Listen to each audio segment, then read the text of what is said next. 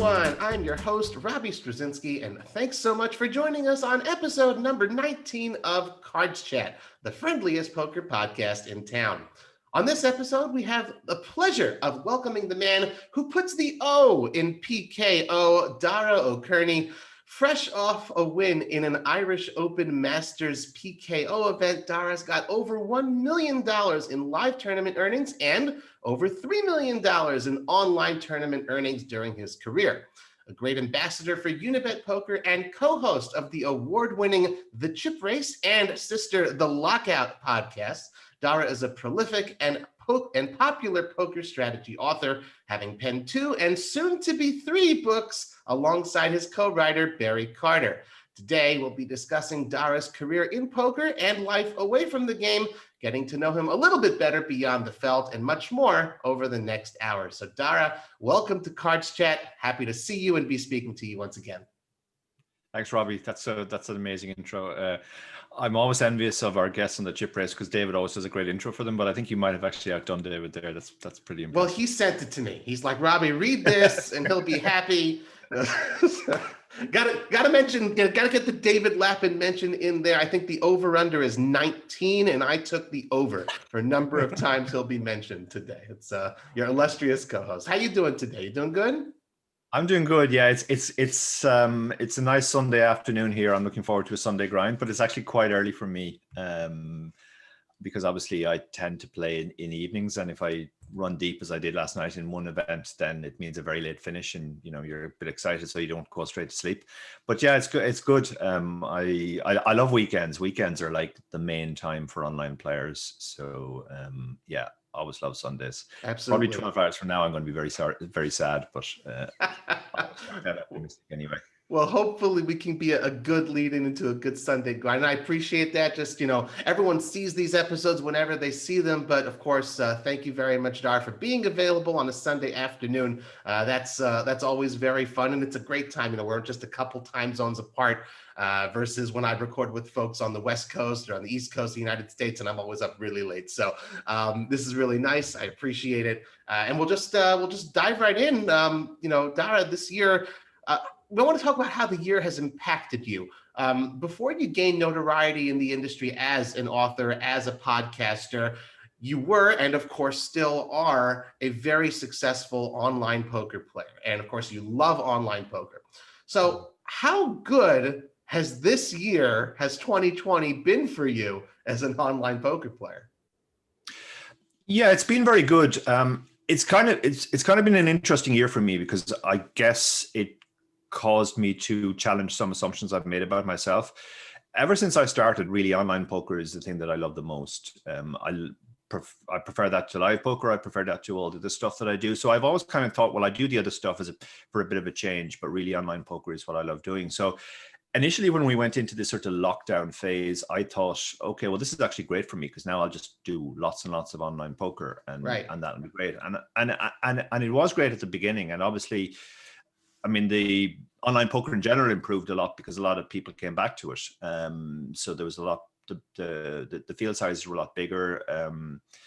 It almost felt like going back to the boom time for a while, but I have to say, as it went on, I quickly found out that what I used to do, say 10 years ago, which was to play 7 days a week, 10 to 12 hour sessions every day, I just can't really do that anymore. I burn out fairly fast. So after a period of about 2 months where I was like a kid in a candy shop just trying to play every day, I did have to sort of step back and realize, maybe 5 days a week is the most I can play now.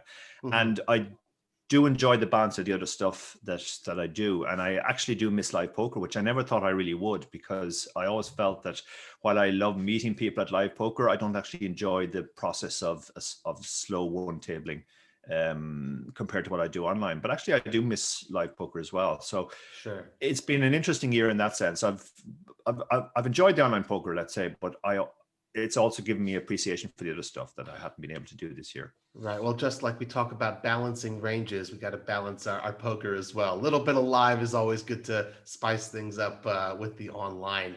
Well, of course, online and live, you are an ambassador for Unibet Poker. Of course, you're in touch with the full landscape. How How do you feel, again, you've been in the thick of things, whether burnt out 7 days a week or 5 days a week, you've certainly been an online presence this year. How do you feel that the online poker world has been impacted this year? Do you think the fact that we had a boom was beneficial for the long run, or did it take money out of the system? Like, was it a good thing long term for online poker, or just circumstances, and it'll just go back to the way it was? No, I do think it was a good thing. One thing I do, and one thing I really enjoy doing, is I coach quite a few recreational players. And a lot of those guys, when they come to me, they say, "Oh, I don't play online. I just play live. I'm not interested in online." But this year they were obviously forced to play online. And quite a few of them have, I mean, some of them don't enjoy it, but some of them have come back and said, "Actually, I'm enjoying this a lot." I think essentially what happened is the sites were kind of caught on the back foot initially, where they didn't really know how to react. So all they did was they just sort of increased guarantees across the board on their existing offerings. And while that was obviously necessary in the short term, it didn't particularly appeal to the new players who were coming on, the live players. The online ecosystem has always been based around the idea that online grinders get on and they play the same tournaments every night, and the sites offer the same tournaments. If it stars, big 55, big 109, etc. But recreationals, particularly the ones who are used to live, they don't really think like that. They don't want to just do the same thing over and over again. So they kind of like the big events. So once the online sites realized that and started aping the big live festivals online, I think that was a very positive development. And I think recreationals like the idea of, maybe trying to satellite into a WSOP or a Unibet Open or an Irish Open or whatever it is. And then that there's an actual festival running in conjunction with that, where there are events every night. For example, Party of the Irish Poker Masters at the moment. And when I played that every night, I do see a lot of recreational players. Another thing some sites have done, like GG and Party in particular, is they've gone for the real name thing. So you actually know who you're playing against, which is appealing very much to live players, and live players like that. Yeah. Live players don't like the idea of just looking at a string of unrelated characters and have no idea who's behind the screen there. Yeah, guilty. So I think the online sites in general have responded pretty well. Initially, they were caught on the back foot.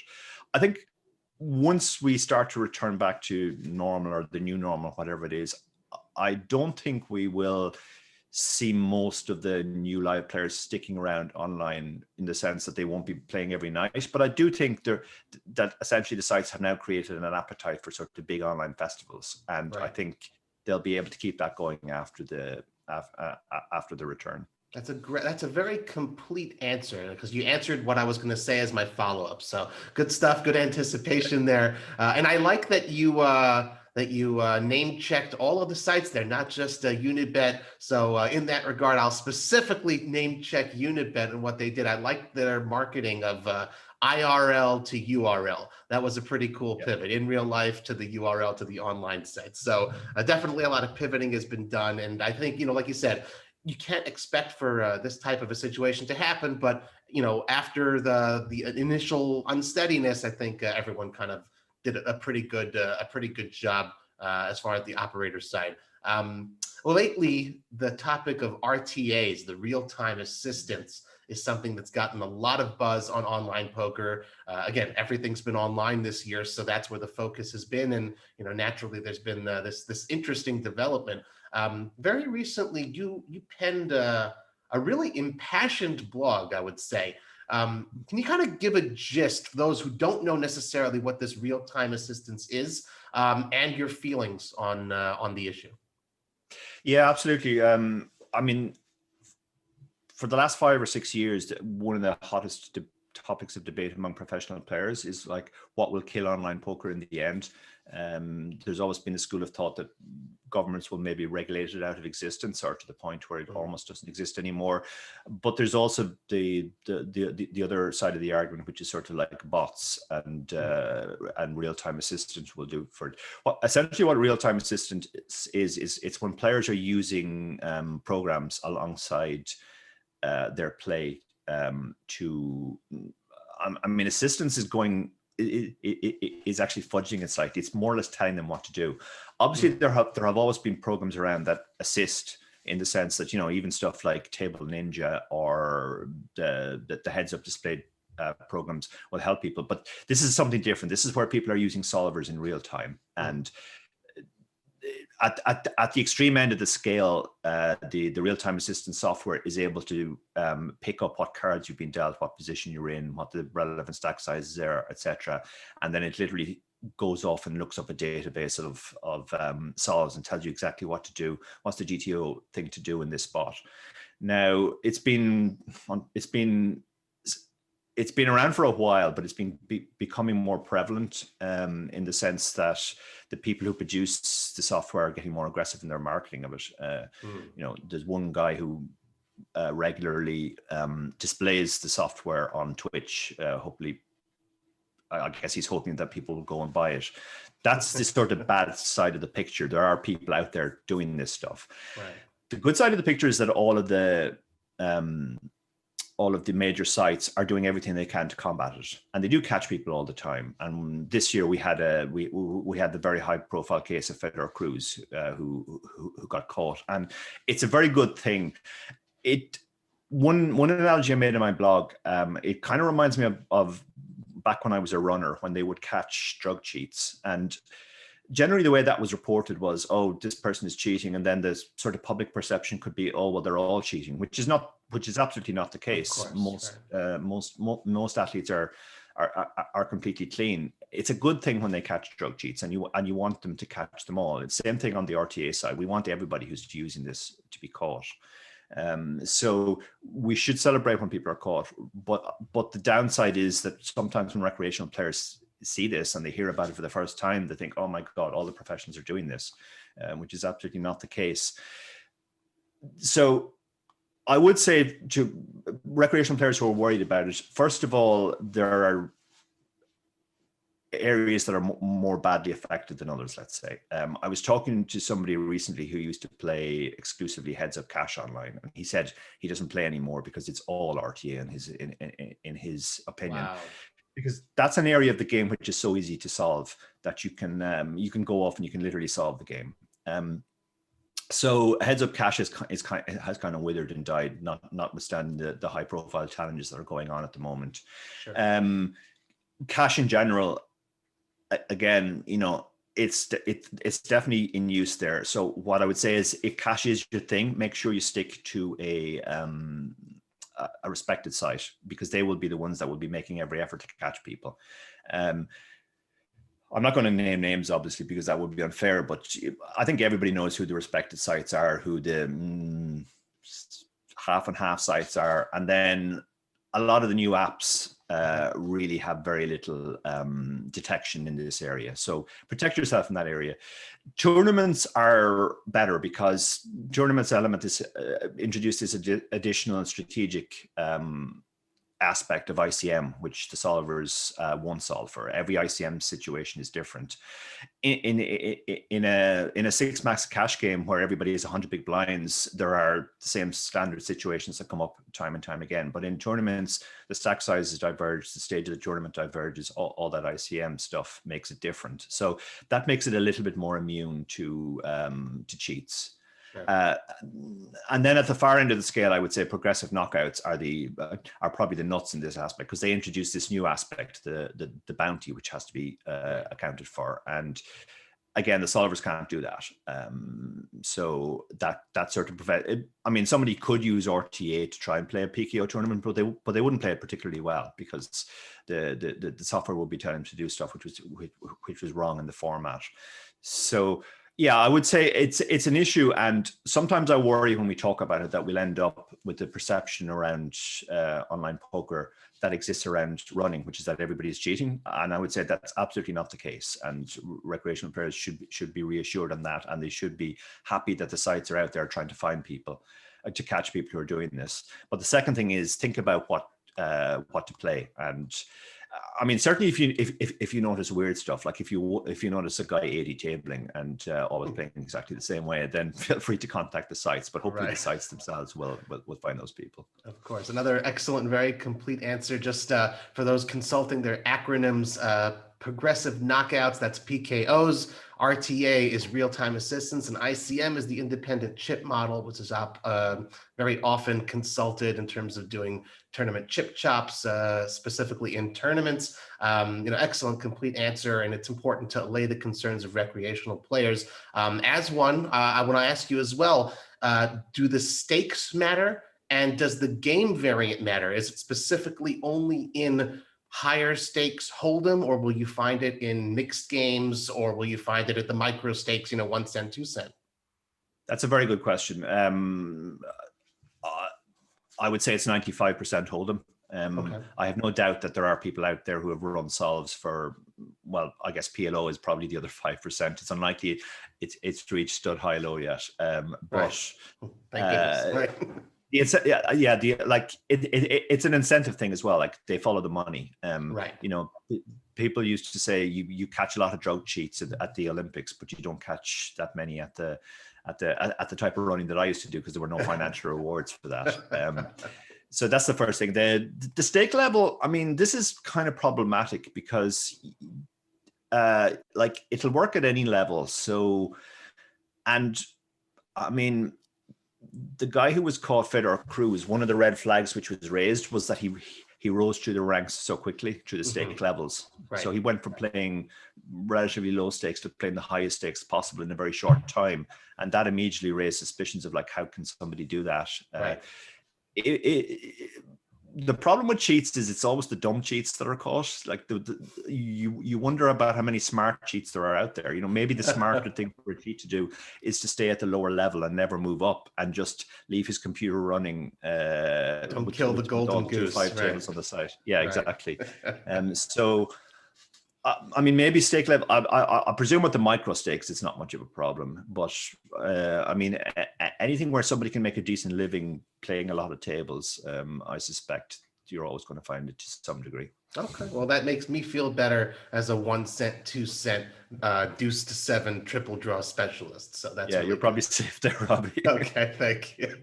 Well, Dara, at the top of the show, I mentioned your career tournament earnings. On the live side, you're currently 16th all-time on the Irish all-time money list, alongside some legends of the game like Noel Furlong, for example. Number 1 on the list currently is Andy Black. He's got just short of $5 million.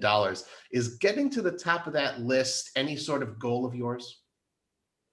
I don't think I'm ever going to catch Andy, that's for sure. I'm not even sure. I mean, Andy's been playing for a lot longer than I have, but I'm not even sure if you look at the period of my career, I'm even closing the gap. Andy's just phenomenal on that front.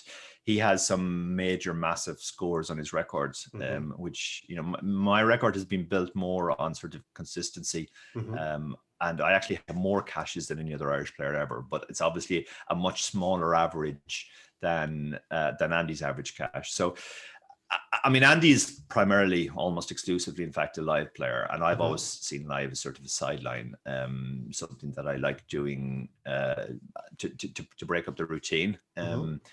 Well, who knows? I mean, I guess the best way to get to the top of that list would be to win the World Series main events. So sure. I wouldn't rule it out completely, but it's of course. Yeah, it's not a pressing ambition. Is that a point of pride for you to be the one with the most cashes on the Emerald Isle? Yeah, I guess it is, because I do. As an online player, I always think about sample size, and I do think that consistency is probably a better judge of somebody's career rather than even something like overall cashes, which is very heavily influenced by what your biggest results are. Right. I remember when I met David Lappin. Okay, we're up to 2 David Lappin mentions now. First, he made the point that he when he looked at people's careers, he always wanted to see what it looked like without the 3 biggest scores, because they're essentially outliers. And right. If you take my 3 biggest scores out, okay, it's not 1 million, but it's still well over 500,000. So my career still looks reasonably similar to what it is. So yeah, I mean, I do feel that at least it shows consistency, and there are certain times where I've had the chance to sort of kick on and get a really, really big result, but I've lost the crucial flip or whatever. I'm not here to moan about that. I'm very happy with my career, but I think that does make a big difference at the end of the day. Sure. Well, of course, amount of money won. That's typically the barometer of success that we use in poker, except for that, how much did you lose metric. But of course, Ireland is a country with a great history in poker. I don't know if you have a Mount Rushmore, but I'm sure, if there were 4 personalities carved into the Blarney Stone, would you say that, perhaps you can squeeze in there, or you're not there just yet? There's still some of the old-time greats I'd be surprised if I was there yet. I mean, we have produced a lot of great poker players down the years, right back from the start of European poker. Mm-hmm. People like, Noel Furlong has actually won the main event. Yep. Pádraig Parkinson was on the final table that year, and Parky's still very much a force. Yes. A real legend of the game. Liam Flood, who I was lucky enough to be friends with at the start of my career, the man who started, who took over the Irish Open and took it onto the heights that it was. We're pretty well looked after in that area. So yeah, I don't think my face belongs up there yet. Perhaps someday though. But I do think it's important. I do love, name checking the greats, especially of non-American nations. Poker, of course, started out as very widely an American game, but it very quickly became a world game. And it's important for those of us from the United States to know that, there's a lot of fantastic players out there. Each country kind of has its own little, mini Mount Rushmore or Hall of Fame, whatever you want to call it. So it's important to know the greats of all the, the different countries out there. And thank you for saying those great names, Dara. Maybe someday we'll have a couple of them on the podcast here at CardsChat. Well, that's Dara, the poker player. Let's switch gears. You got to do that in poker always. To Dara, the media man. Of course, you co-host the GPI award-winning, as David Lappin so often reminds us, Chip Race Podcasts. You invite a number of guests to join you on the show from a variety of different sort of corners and niches of the poker industry. What do you and David look for in your guests? Perhaps, is it lesser known people with good stories, or what sort of variety are you guys looking, like an eclectic mix, to say, this is going to work for a great show? Yeah, we basically, or at least David particularly, thinks in seasons, which is our batches of 7, and within any season we try to get a balance. So we think in terms of getting different guests. Now, we have two main guests on every show. The idea with the top guest is it's the name on the tin, so it should be somebody who is instantly recognizable, is very famous, and is of interest to our audience. The secondary name is more in the category of lesser known person with an interesting story, and then we also use strategy guests who are obviously, we try to get players who are as high as possible, and then topical guests who are often industry people who have an interesting angle on some recent development. Within each series of shows, then we try to have a certain number of players who are known primarily as live players, a certain number of online beasts.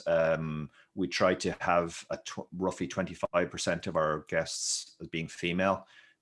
Which is overrepresenting females in terms of how big they are in the industry, but we're going for the industry that we would like to see rather than the industry that we actually have. I believe the number for women. I love that quote. That's beautiful and very genuine as well. I know it's to be very true. Yeah, I believe from talking to people in the industry that 3% is usually the estimate of the female player base. So that's obviously way less than it should be. Ultimately we'd love to have a situation where it's 50-50 between male and female. There's no reason why more female players don't play. So we do try to over-represent female guests. Then we think in terms of nationality as well. We have a truly global audience, so we think in different areas. US, UK, Europe. We've had a few Australian guests. We had our first Brazilian guest not so long ago, Alexandre Mantovani, who gave us a great interview. And then we also we primarily slanted towards players because most of our audience are online players, and they're more interested in hearing from players than industry people. But we do pepper in industry people who have interesting perspectives for our players. We've kind of realized over time what our audience is drawn to. Our audience are primarily online players, and they particularly like hearing from high rollers, guys who plays really high, like Jason Kuhn, Daniel Dvorak, those guys, and we've been lucky enough to have a lot of them. But they also like to hear from the online beasts. I mean, our most popular episode ever, Ape Styles, was the main guest, and that's more or less the perfect type of guest for us. Somebody John Van Fleet, right? That's the name. John Van Fleet, exactly. Yeah. And we've had Graf Ganger on as well. We've had other guys who are primarily or almost exclusively online players, and they go over very well with our audience as well. So we always try and get that balance right. Also, different age demographics. You very kindly set us up with Ellie Lesra, and we do try and get people like Ellie. We were lucky enough to have Mike Sexton before he unfortunately passed away. We had Parky on in season 1, so we try and go back to the old school as well as much as we can. So we try and give a very broad view of poker, all the aspects. We don't want to ignore any demographic, and we try and get them in rough proportion to what we've done. But I was at the Aussie Millions a couple of years ago, and Ari Engel, Bodog Ari, was at the table, and he was actually listening to the chip race while he was at the table, and he told me the thing. He said, as much as I like the big name guests that you have on, I know all those guys and I know their stories. It's the secondary guests that really appeal to me, because they're always people that I've never heard of but have very interesting stories. That's basically what we're going for. We're trying to sort of appeal to as wide an audience as possible and give something for everybody. I think you certainly do, and that's what having multiple guests on during the course of an episode kind of does. Like you said, you put a lot of thought into it. It's no surprise that something that with so much effort put into it is a GPI award-winning podcast. It's good stuff. You did mention, and this is like one of those things. You had seasons in batches of 7 episodes, and I know you think you just wrapped your 14th season or something like that. That sounds right. David pays far more attention to this than I do. When you do 14 seasons, you think, okay, well, they've been going back to 2006. No, it's so how did you come up with that 7 episode batch makes a season? Yeah, you'd have to ask David that. I think in radio and TV, 7 is often a season, and okay. David came out of TV. He wrote a TV series back in the day, so that's kind of the way he thinks. To be honest, I've never really understood it, because the season thing just doesn't seem to have any relevance other than the first 7 is season 1, the next 7. It's not even as if we take a break at the end of every season and come back. Sometimes we take a break mid-season after 5 episodes, then we come back and record another 4 episodes. So 2 go into the first season and 2 go into the next season. I honestly don't know what the season thing is about, but David insists it's very important. So, well, it reminds me of Whose Line Is It Anyway, where everything's made up and the points don't matter, but I like it. It's good stuff. It's enough of that podcast, Dara. Due to the pandemic, there's a lot of pivoting, a lot of innovation this year in the poker world, and you've been no exception with what you've done with David. You've expanded the chip race into a sister podcast called The Lock-In. So first of all, for those who are just hearing about it now for the first time, how is that different? How is that a separate entity? And how did it come about? Why did you guys think it's time to expand? Yeah, there's a couple of points of difference. The first point is that it's primarily designed as a YouTube show. So unfortunately, you can see our ugly faces rather than just hearing our impenetrable Irish accents, like on the show, the main show, the Chip Race. Initially, myself and David just kind of, it was like start of Lock-In start of lockdown rather, and we were like, we have spare time. What do we do? So we thought, okay, well, why don't we try this? We'll do a YouTube show. And I think the initial concept was, it was just kind of like a very loose, expanded chat, similar to the topical that we have at the start of every chip race, where at the start of every chip race, we usually chat for 8 to 12 minutes. These days, usually with a guest about some topic that's in the news at the moment. Right. So it was kind of like, let's expand that out and do it on YouTube. Initially, we thought, okay, we'll just do it among ourselves because we don't want the hassle of booking guests for this as well as the chip race. Sure. One of the major hassles, as I'm sure you know well, Robbie, from doing the Orbit, is just chasing guests all the time. But after 2 shows, the numbers were not good. So we thought, okay, people are not going to watch us every week just talking whatever's in our head. So we started having on guests, and then it did genuinely take off. And now we're at a stage where, I mean, it's still below the numbers of the chip race, but it's getting up there to being roughly comparable. The other big difference is it's not essentially not an edited show. We just start recording. We talk whatever's in our heads, and we stop recording, and then we put the show out. Now that makes it very easy for us to do. So that kind of encourages us to keep going. But it does make it a less polished show than the chip race. David puts a huge amount of effort into editing the chip race. That's probably most of the time that goes into an episode isn't us interviewing the guests or any of the other stuff. It's David doing the edit afterwards. And you can see that on the chip race. It is very polished. There are a lot of times we've had guests who, they ramble a bit, let's say, and we ramble a bit ourselves as well. We both benefit very strongly from editing, but once David gets in there and cuts out the flab, you always get a very crisp, clear interview. Lock in a little bit looser. Right. Well, for those who are keeping track, I think it's 7, possibly 8 mentions at this point of David. I have a little tracker going ding every time we mention his name. Love you, Mr. Lappin.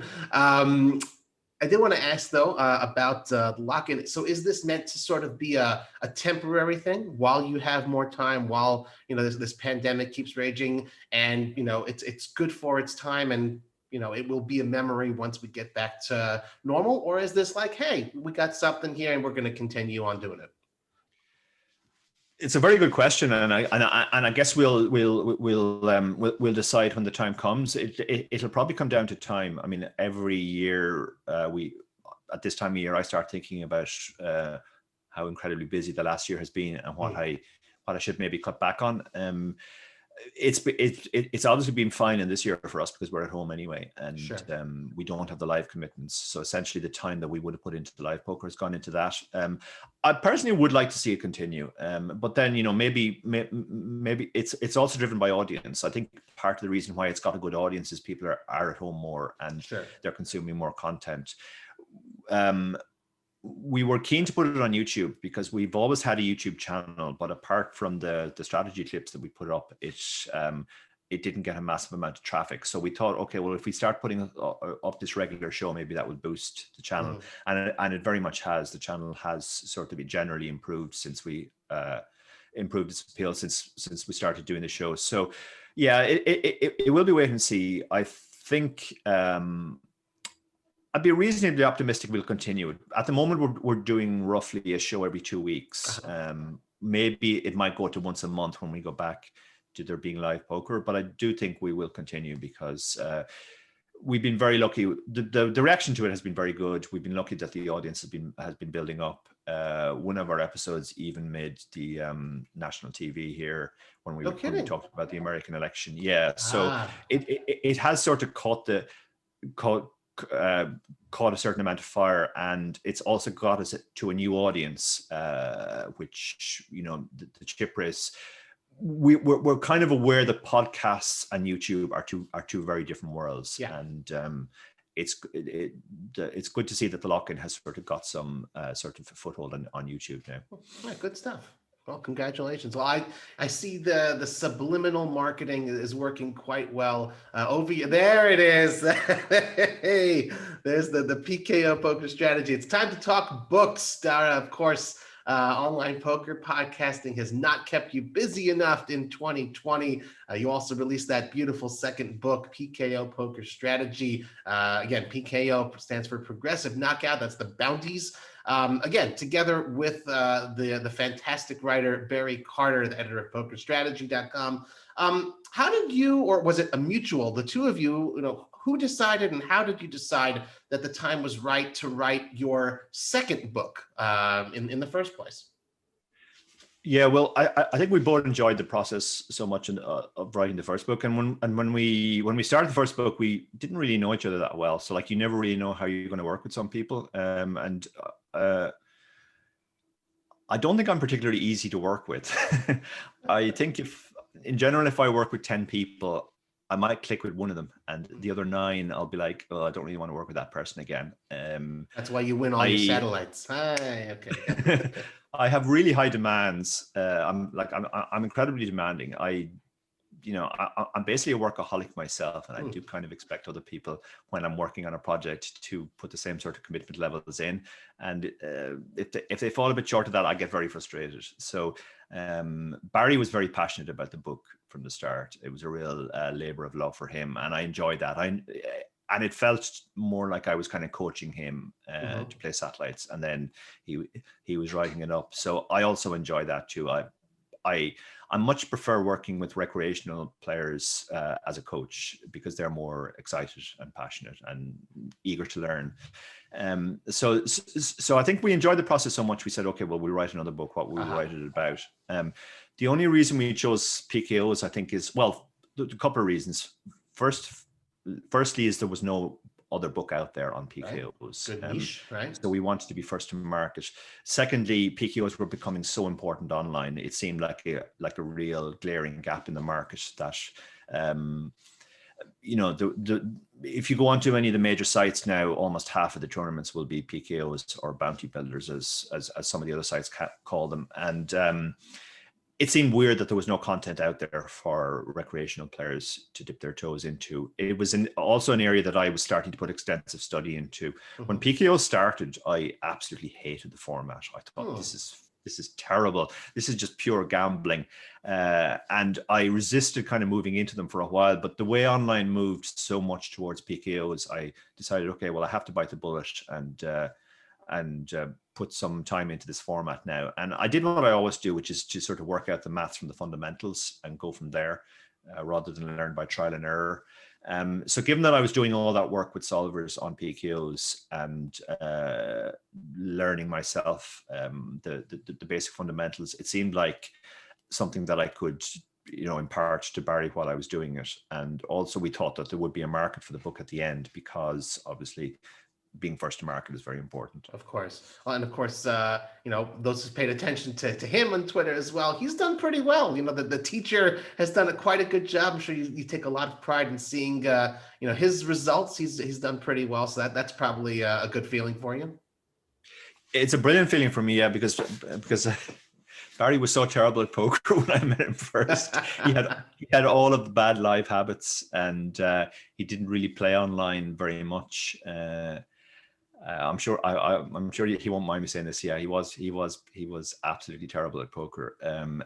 It's been great to see him develop, and actually he's developed so much now that in our most recent session, he came to me and said, I've designed this toy game to test some of our concepts, and I've run all these sims. So the idea of Barry, who barely knew how to turn on a computer when it came to playing poker, is now running his own sims and designing his own toy games, was both frightening and heartening at the same time. Well, your attitude obviously towards PKOs has changed since being unwilling to dip your toe in the water for the first time. There are plenty of folks out there who, they're just going to go ahead and stick to what they know and not necessarily try the PKO. What's your elevator pitch? Why should someone go ahead and give them a try? And what's perhaps appealing about them that you don't get in your standard run-of-the-mill Hold'em tournaments? First of all, I think they're tremendously fun. I think the problem with the standard Hold'em tournaments is that they just incentivize a very tight style of play. and particularly satellites, which was my specialty before. There are periods where you just kind of have to keep folding, and that's not very interesting. The correct strategy in PKOs is sort of wild and loose, and that's much more fun. There's also the sort of instant endorphin hit when you knock somebody out and win a bounty, which is very appealing. Sure. And I actually think the fact that people like me initially, and in some cases still resisted them, is also a good thing too for the ecosystem in general and for the pool. A lot of the top tournament players I know still don't play PKOs because they just don't like the format. You know, they've put a lot of time and effort into mastering vanilla tournaments, and they don't see why they should have to change. So they stay out of the PKO pool, or if they do go into the PKO pool, they're not playing very well. I think the natural strategy for it is something which very much appeals to sort of recreational players. You can splash around, play a lot of hands, play very wide, loose ranges. It's just a far more fun format, I think, than the other online offerings that are there at the moment. Yeah, good, fair play. I like it. It's a good answer to that question. We mentioned at the beginning of the show that 2, soon to be 3. I don't remember if it was you or Barry who teased it. Is there a third book in the works? Is it finished? What can you tell us about your next area of specialty after satellites and PKOs? Yeah, I told Barry at the start that we'd keep this one a secret because it might take a while to get out, and we didn't want somebody to beat us to the punch. And then Barry immediately went on some podcast and leaked it. So it is going to be specifically on ICM. And okay. Again, the reason why we've chosen this is that when I started my career 10 years ago playing tournaments, I played sit and goes essentially, and the biggest skill there is ICM. And most of the people who started around my time cut their teeth similarly, and then we all moved into MTTs as sit and goes kind of dried up online. And our ICM skills kind of stood to us. Now, over the past 10 years, there are a lot more players who just started straight in MTTs and never had sit and goes. And as a result, when it comes to the final stages, the last 2 tables of a tournament, let's say, where ICM is really important, they're kind of at sea, and they make fairly significant errors. And I think the same is true for recreational players. Recreational players make their biggest mistakes at the end when the most money is on the line. And there are a lot of sort of misconceptions out there about how you should play. You know, people talk about playing for the win, for example. Right. That's a fairly common phrase you hear. And Barry's original idea when we talked about this was like, let's list all the misconceptions that are out there and show how they're wrong. Mm-hmm. Now, I think when we finish the book, it'll be slightly different. It will be sort of, we'll go through in detail what the correct strategy is in different situations and why, which is essentially what we've done in the other 2 books as well. Like in the 2 books we've already done, the idea wasn't that we're going to teach you how to play poker.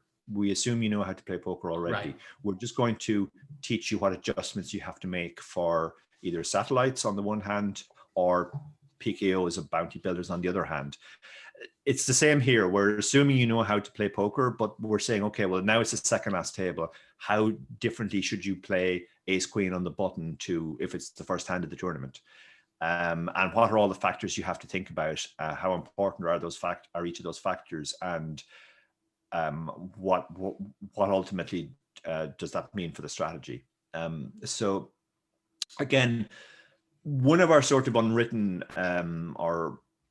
one of our unwritten hopes for the books is that if that they provide something that recreational players can read relatively quickly and get a lot of value out of, and become much more competitive as a result. One of the big problems with the way online poker has moved in recent years is the skill gap between recreational players and people who play every day. The regs has grown too much, and that's actually bad for everybody, because if one side is getting beaten up too badly, they basically stop playing. So the idea is to try and bring them up to the next level, make them competitive. One of the most heartening things for me about the first book was just the number of messages that we got from recreational players saying, I was completely crushing them, and I'm loving them. I'm getting into big tournaments cheaply. and it's completely reignited my passion for the game. I think that's ultimately more important for us than, selling whatever number of copies we end up selling. Mm-hmm. Well, they're certainly both excellent sellers. I think both of them at some point had hit #1 on the poker books bestsellers of Amazon. So more power to you. And thank you very much. As, again, a recreational player, I'm sure a lot of folks in the Cards Chat community feel the same way, who've picked up your books, and you definitely bringing up the level. Anyone who realizes, poker isn't just, okay, let's learn what beats what. You do have to study a little bit, and that's certainly a great tool to do so. Well, Dara, before we get into the community questions portions of the show, just a couple last questions I have for you. Try to save the best for last. Let's see how you handle these. There's been a lot of discussion in the poker industry this year about the word ambassador. As someone who represents an online poker brand, does the title of brand ambassador to you just mean that and that alone, or does it go beyond stumping for the site that you represent? I think it definitely goes beyond. One thing I think, which is sometimes not realized enough in the industry, is that it is an overall industry, and it's not finite. If one site draws more players into the game, that's good for everybody. It doesn't hurt the other sites in any way. They shouldn't be competing dog eats dog for the existing customers. They should all be thinking about how to try and grow the market generally. And that's something I've always been very interested in. One thing I've felt quite passionate about in the past is that the industry markets too exclusively to certain demographics. There are not enough females in the game. They're not marketed to very well. There are not enough older people in online poker. A lot of older people won't play online poker. And I've always felt that older people, it's kind of a no-brainer. When you look at other industries like the music industry, a lot of effort goes into appealing to an older demographic, in terms of nostalgia, etc. And some of the biggest touring acts are essentially nostalgia acts that appeal to older people, because these are the people who have time, who have lots of leisure time and have money. It's true. Your typical 18 or 19-year-old male doesn't have too much money. He's at the start of his career and doesn't have too much time because he's trying to build that career. And yet these seem to be the people that sites have exclusively marketed at mostly. There's a huge market out there which is untapped. One of the things I love about CardsChat is I do get the sense that they have a truly global reach, and that they reach lots of different demographics. So lots of the CardsChat people that I deal with are older recreational players, and it's great to see sites like CardsChat. Rec Poker are similar. They're very good at tapping into an older demographic as well. And so I do think we have to try and appeal as much as possible, and just shilling for one site, that's not something I would ever be interested in doing. The reason why I'm on board with Unibet at the moment is they were the site which came to myself and David initially and said, we very much like what you guys are doing in terms of trying to appeal to recreational players, thinking about recreational players, and campaigning for the interests of recreational players. That's very much in line with our ethos, and therefore we'd like you to be brand ambassadors. I mean, neither David or myself are global names. We're not Dan Bilzerian, or we don't have 30 million followers or whatever it is on Instagram. So we're not obvious choices to be ambassadors, but I think some sites put a lot of thought into who they want representing them, and what kind of message they give. And you mentioned earlier that I mentioned all the sites. I do give credit to the other sites when I see them do something good, and Unibet don't mind that. I don't have to walk around just wearing a billboard, wearing a sandwich board with Unibet written on it. I'm not allowed to talk about anybody else. I also think it's important for your credibility. If you're just seen as somebody who just promotes their own site, then you lose a lot of credibility. But if you're willing to talk fairly about other sites, and I'm critical of other sites too when they do things that I don't agree with, but I will give credit to them when they do things which I think are good, and I try to be balanced and all that stuff. I don't try to. I try not to allow the fact that I'm an ambassador for Unibet cloud my judgment on that stuff. Well, you and I have known each other for a good few years now, and that's not news to me, but every time I hear you say it, all these things, it's exceptionally refreshing because not enough people are saying that in the industry. Power to you, power to Unibet for allowing that type of representative to go ahead and represent the brand so well as just be a greater ambassador for the game. Something that certainly, a message that certainly resonates with me. And as for older players, I specifically dyed my hair gray for the podcast, just to, again, appeal to the older recreational players. Finally, Dara, the last time that I interviewed you was in person at the Unibet Open in Bucharest in the summer of 2018. At the time, I asked you, what is your goal for the future? And your answer was to keep doing what I'm doing. Well, you've done that and a lot more in the 2 years since. And it's been a really interesting couple of years since then. A lot of interesting time has passed, a lot of interesting developments. So let me ask you again for my final question before we get to the community questions. What are your goals for the future? Yeah, I mean, very much the same. This has always been sort of thing. I just enjoy playing poker so much. I want to go on doing that for as long as I can. I also enjoy all the other stuff that I do, the content creation, etc. I believe when I spoke to you, that was before the first book. So the books have kind of happened since. That's something I do enjoy a lot, and I give a lot of credit to Barry for making it so enjoyable. So yeah. Keep working on the third strategy book. I also have in mind that I'll do some sort of non-strategy book. I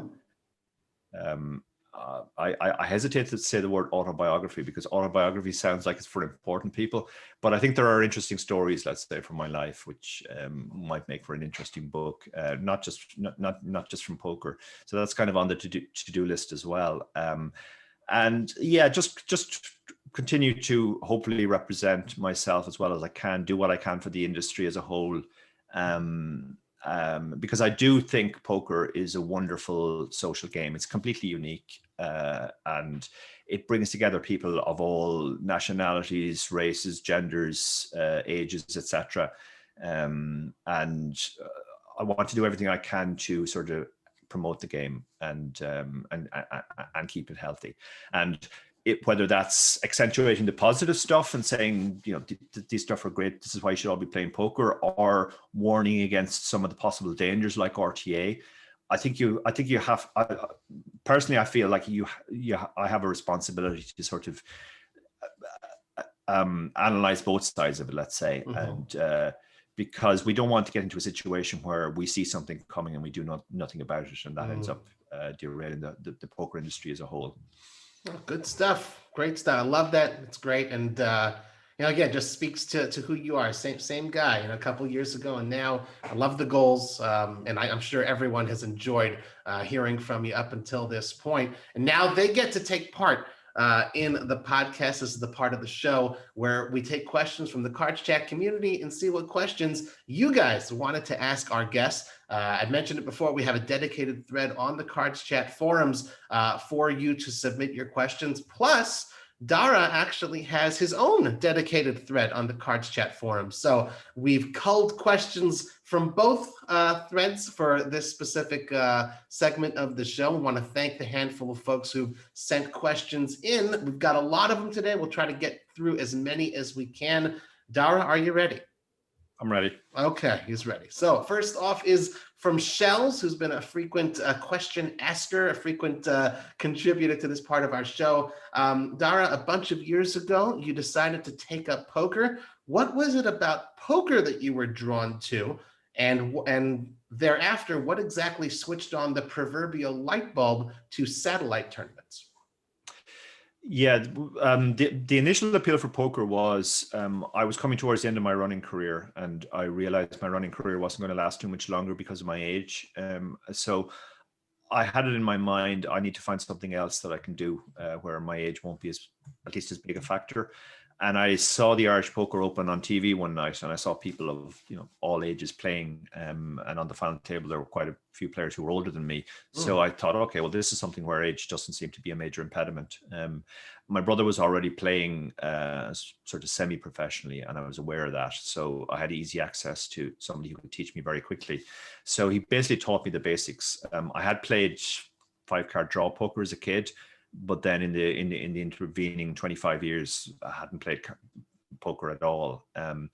So he said, well, there's this new type of poker called Hold'em, and taught me the basics. The thing which really sort of drew me in was just the combination of maths and psychology, that it's a game where, you can't go against the laws of maths. If you do, you will lose in the long term. But you're playing against people as well, and you have to understand their psychology and where they're coming from. And if you can get inside their head and understand how they're playing based on their why, then you can make better decisions. The satellite thing was interesting because I started as an online player, and I had a brief period in playing limit cash, which was the predominant form at the time. There wasn't actually too much no limit cash back around 2007, 2008. And I was playing, and then I sort of moved into sit and goes. And then as sit and go started to dry up, I was kind of looking around for something else to do. And I was talking to a guy that I played with live sometimes, and expressing these concerns to him, saying, I think sit and goes are not as profitable as they were anymore. I need to find something new. And he said, well, the main skill in sit and goes is ICM.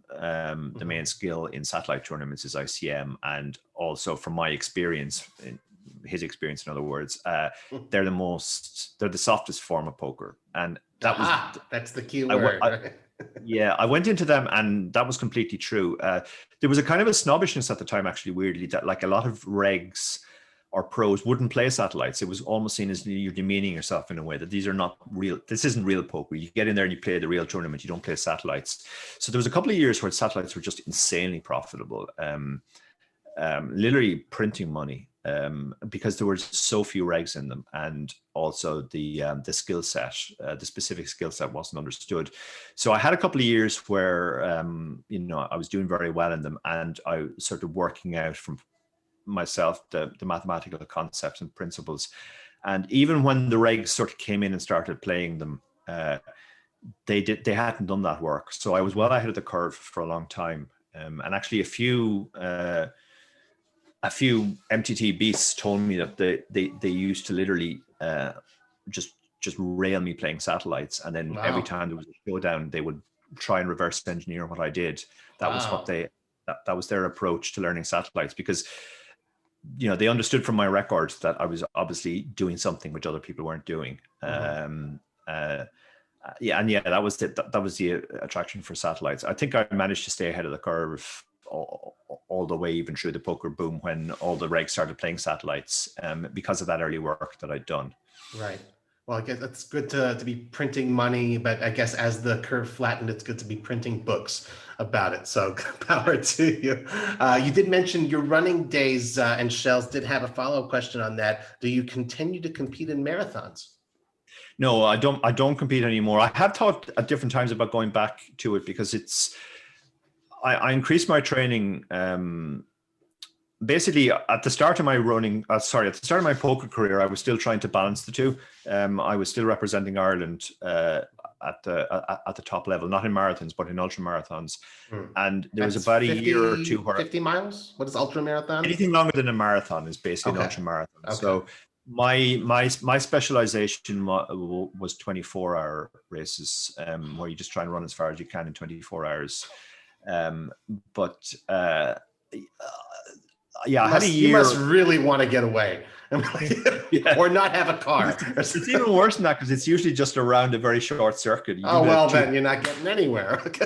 you do 200 laps of this 1 kilometer thing. Wow. It's really boring. But I had a period where I was trying to balance the two, because actually my initial thought, again going back to how I started in poker, was, well, I'm 42 now. I'll be done with running by the age of 50. But if I like study poker hard for 8 years, maybe at the end of the 8 years, I'll be reasonably competitive in poker. Now, two things happened. First of all, poker took off much faster than I expected. Right. I got to the stage where I was full-time professional within a year, and was doing very well online, making most of my money from that. So poker took up more of my time. I continued trying to juggle the competitive running. I was still doing the same training, but I didn't have the recovery. The fact that I was spending long hours playing poker, that sort of derailed my running. So my running career sort of came to a premature end, or at least an earlier end than I thought it would, and the poker took over.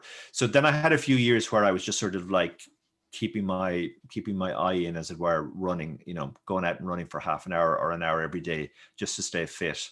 And I felt in the early stages of my poker career, my stamina and endurance were huge assets when it came to both playing long online sessions and long live sessions at tournaments. I mean, the thing about a live tournament is the multi-day ones, all of the important decisions come at the end of 3 or 4 days when everybody's very tired. Right. And if you can have extra endurance at that point, that's a huge edge to have. So that was something I was interested in keeping. Then a few years ago, I did actually feel that my sort of natural stamina was slipping, and I was feeling more tired at the end of tournaments, at the end of long sessions. So I thought, okay, well, maybe I'll go back and train like I used to. Okay. So these days I don't train as hard as I used to when I ran competitively. Typically I run 1 hour a day, 5 days a week. And then 1 day a week, I run 4 to 5 hours. That's my long run. Humble brag. Goodness. I mean, I run 2 or 3 times a week just for comparison. And that's tough to maintain. That's insane. Yeah. That's insane. 5 hours a week. Oh my God. Wow. But that's literally only half what I did when I was training competitively. So, but I have thought about, I could go back and compete in my age category, for example. I think I'd still be very competitive in the over 50 category. So it's something I've thought about, but again, it's just a time commitment thing. One race in particular that I would like to have targeted in New York is always on in the summer during the World Series of Poker. So I'm not going to skip the World Series of Poker to spend my summer running around the same block in New York. Gotcha. But I'd never say never. I might come back to it at a later stage, particularly if poker started to wind down for me. Gotcha. I might return to running. Okay. Well, just again to meet the quota, David Lappin. On to the next community member who submitted some questions here, Crystal, CRS Tulls. And submitted, 6 questions from Crystal. We'll try to choose just a couple of these. What is this? Okay, let's start with this one. Who was your biggest poker influence? Ooh, good question. It's hard to pick one because there were a number at different times. I'd say strategically the biggest influences on me early on were Doyle Brunson and Dan Harrington because of their books. I read both their books. Well, Dan obviously wrote more than one, but I read their books, and they helped me a lot in the early days. So they had a big influence. My brother had a big influence on me as well. He taught me how to play and taught me very good basic rudimentary strategy. Probably the first big influence on my career was a guy who doesn't play anymore, but at the time he was one of Ireland's top players, Rob Taylor. Rob and I met under rather acrimonious circumstances where I put a bad beat on him in the European Deep Stack, which I ended up winning. And he didn't take it very well at the time, but afterwards we did become friends, and he very much took me under his wing, and he gave me a lot of useful strategy advice, and also sort of just how to be a pro advice, how to approach your career in terms of bankroll management, all that sort of stuff. So Rob was a huge influence on me as well. Good stuff. So yeah, shout out to Rob. Excellent. We'll get one more of these 6. There's too many, Crystals. It's wonderful, and maybe Dara will get to him in written answers in the AMA, but we'll answer this one hopefully. I think I know what the answer is, so I'll just put a parenthetical remark. Parenthetically, barring the WSOP main event, what is your can't miss go-to tournament that you must play every single year it runs? Irish Open. Okay. Has to be the Irish Open. The Irish Open is just it's steeped in history. It's an incredible social occasion. All the Irish players come from all over the world. I will give a special shout out to the Aussie Millions as well. I've only been to the Aussie Millions twice. I absolutely loved it. Absolutely love Melbourne as well. And my wife normally doesn't travel with me to poker because she doesn't like some of the destinations. She's not a massive fan of Rosvedov and Vegas and places like that. So it doesn't like Rosvedov? Come on. But when we went to Melbourne, she absolutely loved it as well. So and the Aussies they're just great fun. Excellent. So I think Irish and Aussies are kind of similar. We play the game in a certain personality. It's meant to be fun. Mm-hmm. I think both of those events are very, very special. Good stuff. Very good. Okay. We'd be remiss if we didn't ask this one. We're going to really twist the strategic stuff, try to squeeze a little strategy out of you. This is from Marvin Sytan, Sytan. Thank you for submitting this one. All right, Dara, we're in an $11 satellite to get into a $109 tournament. I am in 21st position out of 44, and 20 of them get tickets. I have ace king offsuit under the gun with 18 big blinds. I open shove.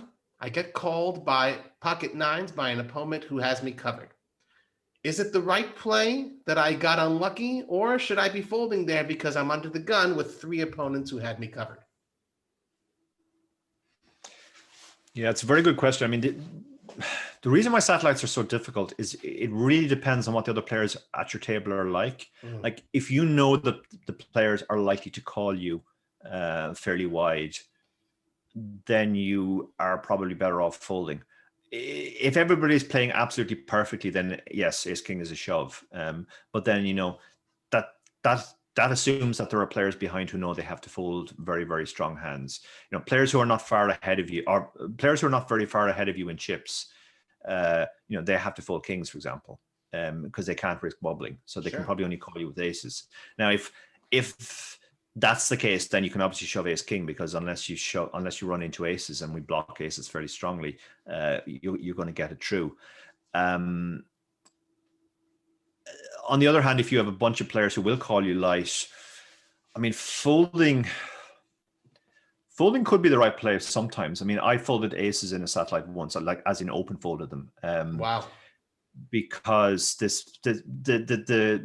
situation was very, very specific. It was an online satellite. I do believe it was 20 seats and there were 21 left, and I was maybe 15th in chips, but there was a really short guy at our table. And there was something funny happening, let's say. The short guy and the chip leader were both from the same country. And every time anybody else opened, the chip leader would shove on them, and he would shove into their big blind every hand. But every time it was the other guy's big blind, and he only had 5 or 6 big blinds, he would open to 2 big blinds. The other guy would shove and he would fold. So very, very unusual dynamics were in play.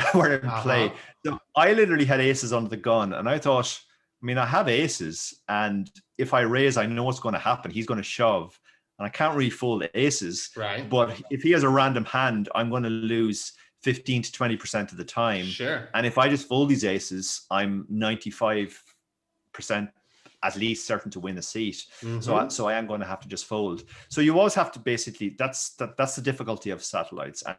And in the book, we go into that. We talk about, we kind of give the theory first, and then we talk about what we call adjusting for imperfection, which is when you're up against players who are going to do stuff which is not correct, and how you have to adjust to that. So it's impossible to give a general answer. It completely depends on the players at your table. If they're all playing perfectly, the shove is correct. If they're playing, there will be other circumstances where it might be correct to just open a normal amount and fold to a shove. And then there are other situations where maybe you have to fold ace king because there are too many players to get through. He actually makes a very good point, the fact that he's under the gun. Yep. Like, absolutely. When you're on the bubble of satellite, you don't want to get called. And the more players you have to get through, the more likely you are to be called. So there are a lot of spots where you're better off shoving 7-2 offsuit from the button or from the small blind than shoving even queens from under the gun, because fold equity trumps everything, and you're trying to get the fold. Sure. Well, I think he was looking for a yes or no answer, but that one's a much better answer. I like it. I'm just kidding.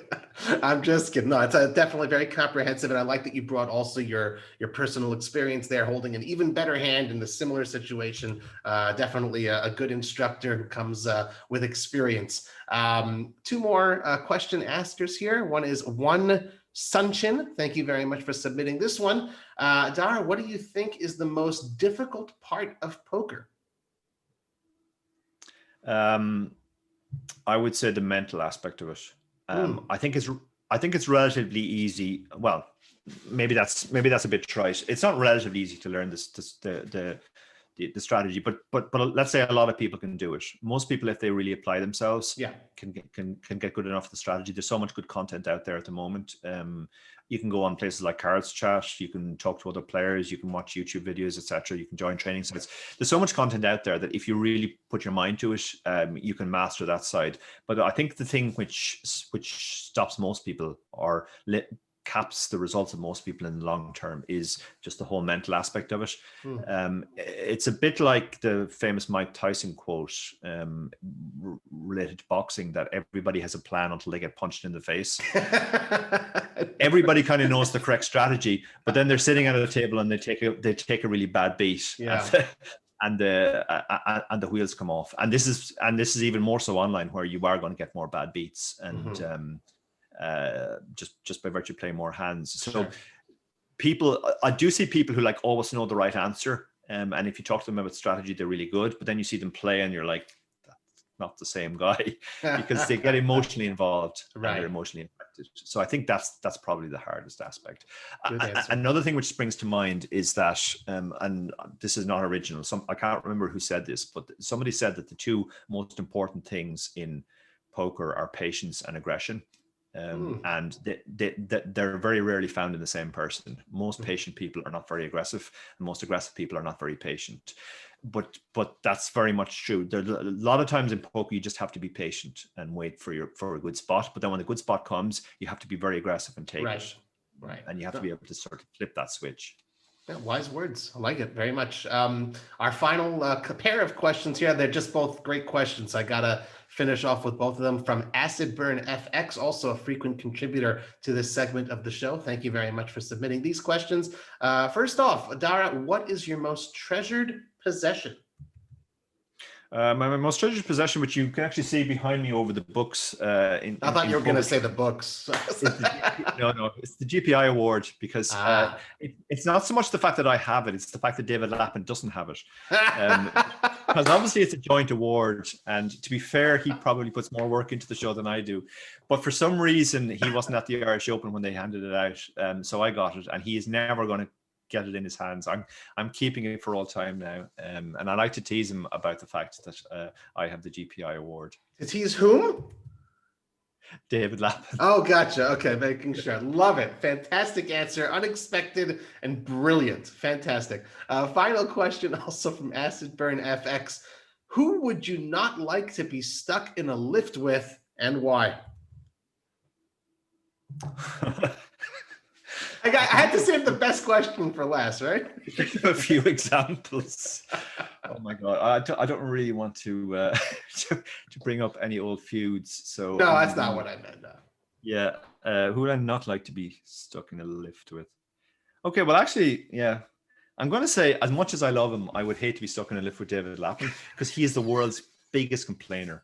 Like, as bad as the experience would be, he would be moaning about it incessantly. You wouldn't be able to shut him up. He also has no indoor voice, so he would be booming at you, even though you're stuck in this elevator with him. And there is literally nothing you could say which would either A, shut him up, or B, cheer him up. Because when he's in a bad mood, he's in a bad mood, and there's nothing you can do. He'll just, yeah, so he'd be absolutely impossible, I think, in that situation. Fantastic answer. And I think we hit the over just now, Dara. So thank you. I appreciate it. And just, so that anyone doesn't think otherwise, obviously, David and Dara get along famously. And I'm a good friend of David's as well, all in good fun. And I'm sure David's someone who could take a joke as well. So first off, just as a surprise, I guess by the time this episode airs, everyone will know who submitted questions. You guys get a free copy of Dara's ebook, the PKO Poker Strategy. So congratulations to all those who've submitted questions. Thank you very much. And, all that kind of stuff, it's always happening on the forums. So just a friendly reminder to everyone out there in the community, please, we'd love to see you submit your questions for future podcast guests. We'll have some other little giveaways once in a while that you guys can take advantage of. And of course, Dara's got his own AMA thread on the CardsChat forums as well. So please be sure to give us a good review on iTunes and spread the word via your social media channels if you'd like the show. Dara, before we let you go, anything else you'd like to tell our listeners and those watching the show? No, just to say, I really love the CardsChat community. I came on there just to do the AMA, and initially it was Barry Carter who introduced me to it. He said we'll do this to promote the book. But 2 years later, it's still going. I still go on there usually after my sessions and try and answer a question or two. People there are wonderful. It's so refreshing to see people who are excited about poker, passionate about poker, and still trying to learn poker. Because I deal a lot with sort of withered pros who are, not in love with the game anymore, and that can sort of drag you down. But the enthusiasm of people who are still genuinely passionate about poker and trying to learn is infectious, and that kind of keeps me excited as well. Beautiful sentiments. Well, Dara, thank you